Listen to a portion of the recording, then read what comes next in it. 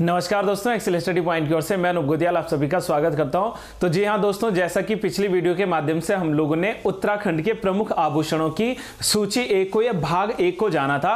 आज के इस वीडियो के माध्यम से हम लोग बात करने वाले हैं कुछ अन्य प्रमुख आभूषणों के बारे में।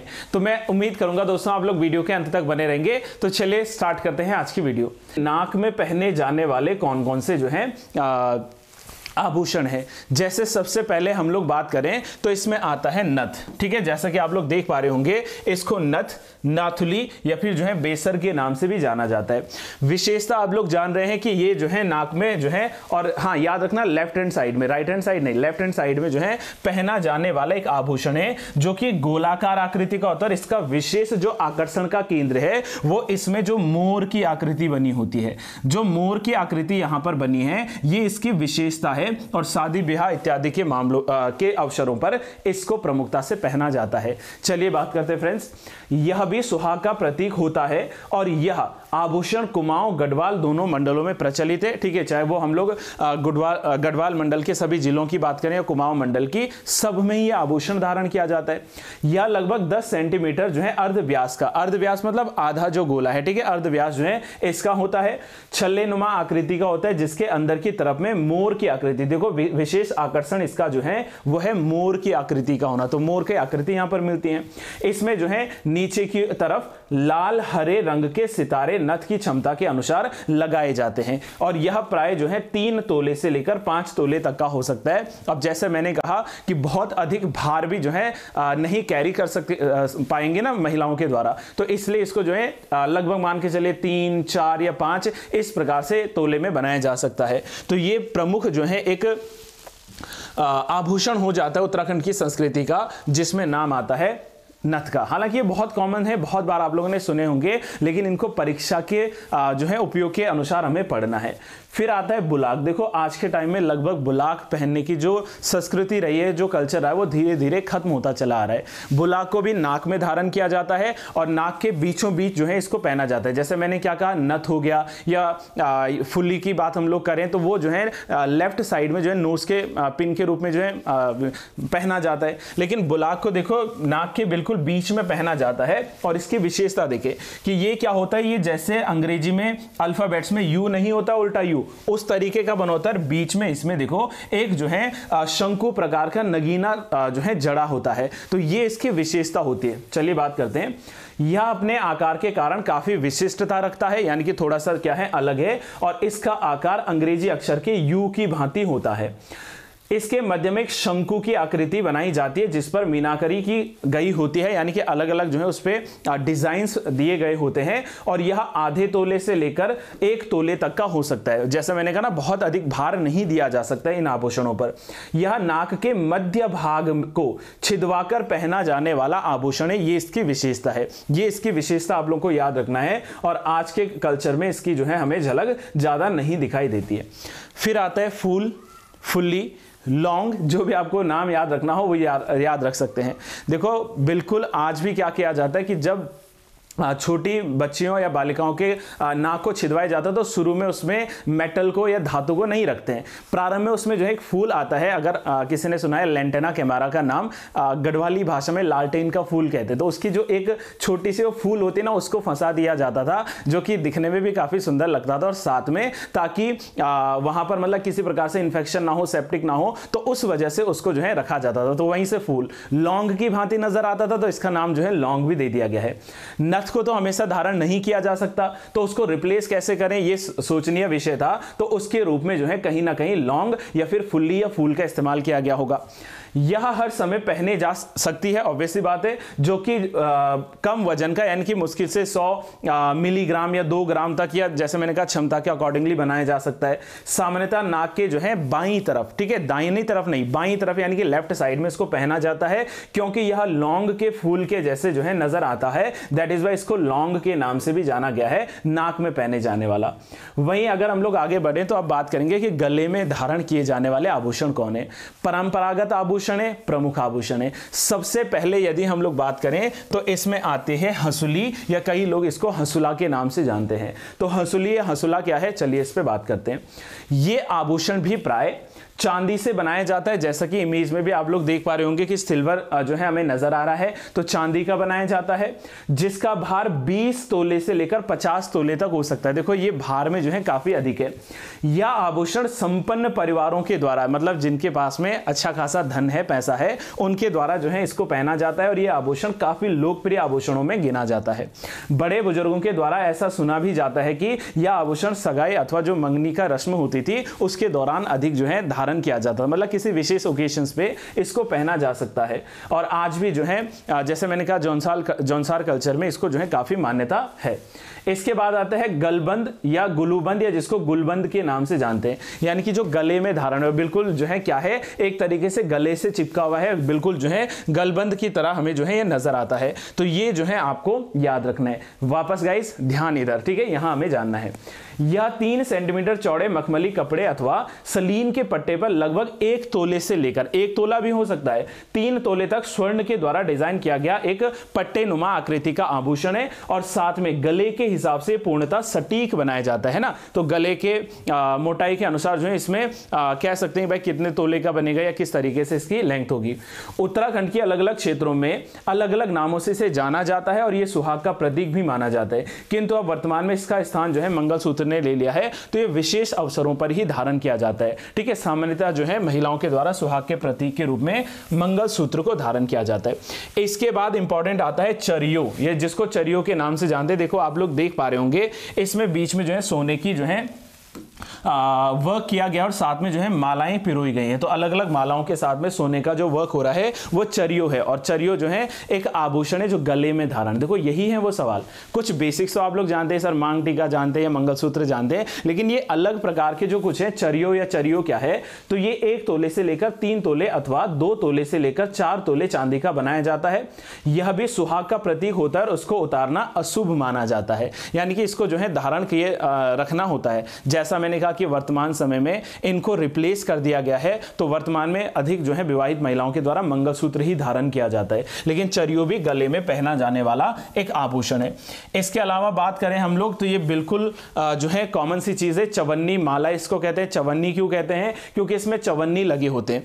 चवन्नी का मतलब क्या है? 25 पैसा। चवन्नी, अठन्नी सुना होगा ना, 50 पैसा। तो चवन्नी जो है इसमें चवन्नी लगाई जाती है और इसीलिए इसको चवन्नी माला या हमील के नाम से। अच्छा विशेषता देखो, माला है तो इसको गले में धारण किया जाता है, लेकिन समय समय पर इसको जो है माथे के साथ भी जो है सजाया जाता है। तो ये गले में भी धारण होता है, माथे में भी धारण होता है। तो बात करें कि यह शीश फूल की तरह माथे पर इस्तेमाल किया जाता है, लेकिन साथ में जो है गले में भी धारण होता है, जिसमें 22 चवन्नियां अथवा चांदी के 22 सिक्के जो है इस प्रकार से पिरोए जाते हैं कि ये जो है सुसज्जित कर सके शरीर को, ठीक है। सर के मध्य से दोनों तरफ जो है इसमें 11-11 सिक्के भी जो है लगे होते हैं, और ये हमारे पास में पूरी चवन्नी की माला होती है। जैसा कि देखो इसमें लिखा भी गया है, चवन्नी के बारे में जो है इसमें लिखा गया है। अगला स्थान आता है गाइड इसमें, दैट इज कंठी माला। कंठी माला क्या है? ये भी एक जो है गले में धारण किया जाने वाला आभूषण है, और यह सोने अथवा चांदी के खांचों में नग अथवा नगीने जड़कर तैयार किया जाता है। जैसा कि आप लोग जो है इसके हर बिंदु पर देख पा रहे होंगे कि यहां पर जो है नगीने धारण किए हुए हैं। तो नगीने जो है इसमें जड़े होते हैं, नगीनों के आधार पर यह जाना जाता है। इसका आकार कभी कभी मछली की भांति भी जो है रखा जाता है, मतलब वो डिपेंड करता है डिजाइन के अनुसार। आज के समय में इतने सारे डिजाइन आ गए कि अपनी पसंद का कोई भी डिजाइन जो है यहां पर तैयार किया जा सकता है, और वर्तमान समय में भी इसका प्रचलन जो है काफी कम हो गया है। और मॉडर्न टाइम में जैसा मैंने कहा है कि यहां पर मंगलसूत्र ने इसका स्थान ले लिया है। फिर आता है चंपाकली। देखा जाए तो महिलाओं के द्वारा पहने जाने वाली सबसे बड़ी जो माला है, इस माला को ही जो है चंपाकली माला के नाम से जाना जाता है। यहां पर जो है इसको इस तरीके से याद रखा जा सकता है कि सबसे बड़ी माला जो है महिलाओं के द्वारा वो चंपाकली है, जिसकी लंबाई लगभग 60 से 80 सेंटीमीटर तक हो सकती है, और यह 40 से 50 तोले सोने अथवा चांदी का बनाया जा सकता है, ठीक है, अपने अपने सामर्थ्य के अनुसार। यह आज भी गढ़वाली और कुमाऊनी लोक गीतों में इसकी झलक देखने को मिलती है, बिल्कुल ठीक है, महिलाओं के द्वारा धारण किया जाता है। और आज भी इसे कई प्रायोजनों में, जैसे मैंने कहा शादी विवाह, ठीक है, मुंडन इत्यादि के अवसरों पर इनको धारण किया जाता है। तो ये विशेषता है चंपाकली की। वहीं यदि बात करें तो इसमें आता है चंद्रहार या चंद्रोली, जैसा कि नाम से क्लियर हो गया, चंद्र के आकार का चंद्रहार, ठीक है। और इसमें क्या होता है कि एक जो मुख्य चेन होती है, उसके साथ में कई छोटी छोटी जो है सोने की चेनें जो हैं ये इस पे ज्वाइंट की जाती हैं और ये एक प्रकार से चंद्र की भांति नजर आता है, तो इसीलिए इसको चंद्रहार का नाम दिया जाता है। तो चंद्रहार क्या है? यह सोने की 4-5 चेन को एक के ऊपर एक को जोड़कर जो है सोने के फूल की तरह जो है इसको जोड़ा जाता है और यह एक माला का रूप ले लेती है। दैट इज वाई इसको चंद्रहार कहते हैं। 4-5 चेन लगने के बाद नीचे इसका आकार चांद की तरह दिखाई देता है, जिस कारण इसको चंद्रहार के नाम से जाना जाता है। तो ये जो है चंद्रहार आया था।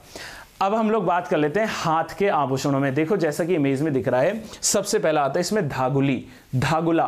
ठीक है, 2 प्रायोजन इसके हैं। देखो एक प्रायोजन तो आप लोग जानते होंगे कि स्थानीय या गढ़वाली कुमाऊनी कल्चर में क्या होता है कि जिस व्यक्ति पर पूर्वजों की झलक या कह लीजिए कि देवी देवताओं का जो है एक तरीके से अवतरण होता है तो उनको पशवा कहते हैं। तो पशवा के हाथ पर भी क्या दिया जाता है? एक धागुला दिया जाता है, जो कि काफी पवित्र एक आभूषण होता है। या जिस समय बच्चों का जन्म होता है तो छोटी छोटी धागुली दी जाती है। ठीक है, चांदी की बनी हुई जो है धागुलियां होती हैं, तो ये हाथ में धारण किया जाने वाला है। ठीक है, अब चाहे वो पशवा धारण कर रहे हो चाहे बच्चे धारण कर रहे हो, तो ये धागुली हाथ का ही जो है आभूषण है।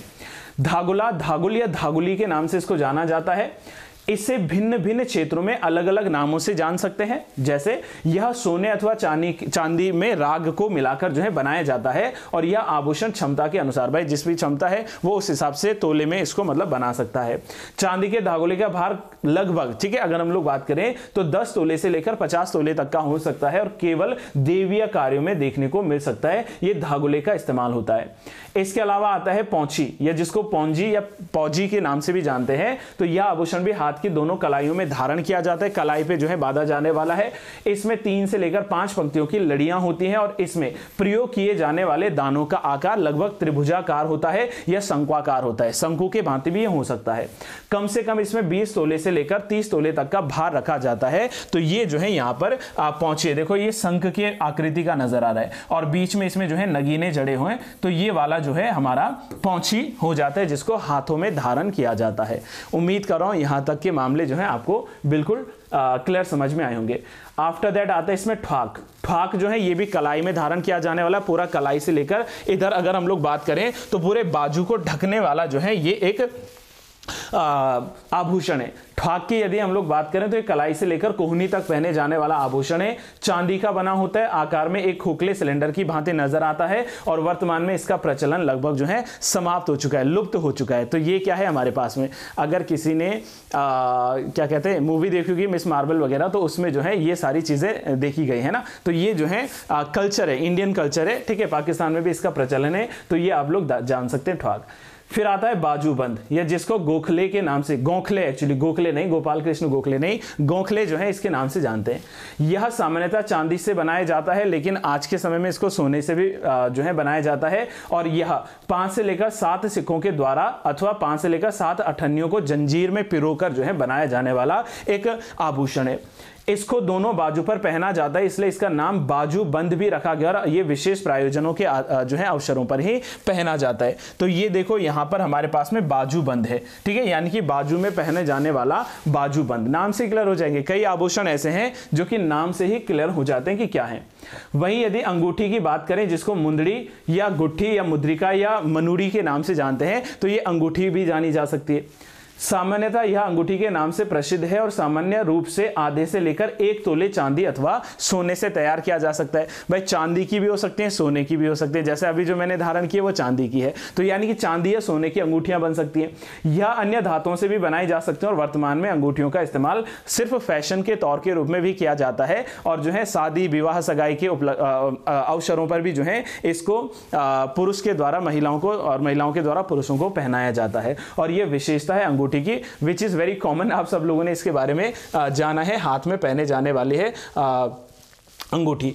इसके बाद हम लोग बात करें कमर में पहना जाने वाला आभूषण। तो कमर में पहना जाने वाला जो आभूषण है इसी का नाम है गाइस तगड़ी, तागड़ी, तिगड़ी, करधनी या कमरबंद। जैसे मैंने अभी कहा था ना, एंशिएंट टाइम में इंडस वैली में भी करधनी मिला है।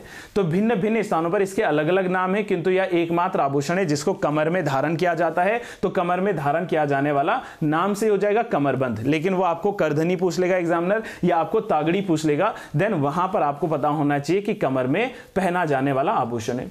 वहीं अगर हम लोग बात करें तो पैरों में कौन कौन से आभूषण है, पहला है झेवर या झावर, या जिसको झिवरा कहते हैं। ठीक है, नरेंद्र सिंह नेगी जी के गानों में भी आप लोग इसको सुन सकते हैं।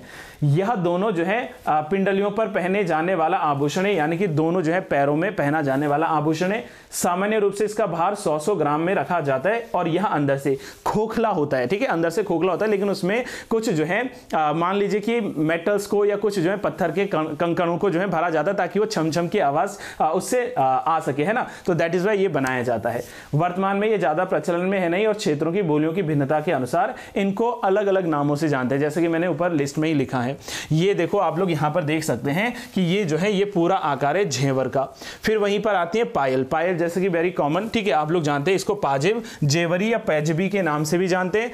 पुराने समय में एक चौड़ी पट्टी के रूप में इसका इस्तेमाल होता था, जिस पर छोटे छोटे बहुत से घुंघरूज बांधे जाते थे, और ये घुंघरू पहनकर चलने पर एक मधुर सी ध्वनि आती है। तो ये स्थान आता है किसका, दैट इज पाजेब।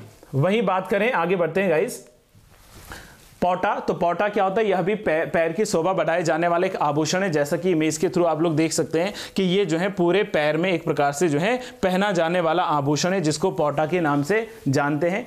साथ में बात करें तो पांव की एड़ी से लेकर पंजे तक यह घुमावदार होता है, और इसके पीछे के भाग वाले हिस्से में गोल गोल जो है सिक्कों की आकृति बनी होती है। सिक्कों की आकृति बनी है, गोल सिक्के हैं नहीं, ये गोल सिक्कों की यहाँ पर आकृतियां बनी होती हैं।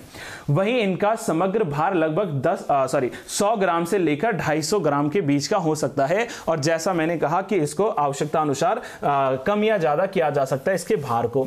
फिर आता है लच्छा।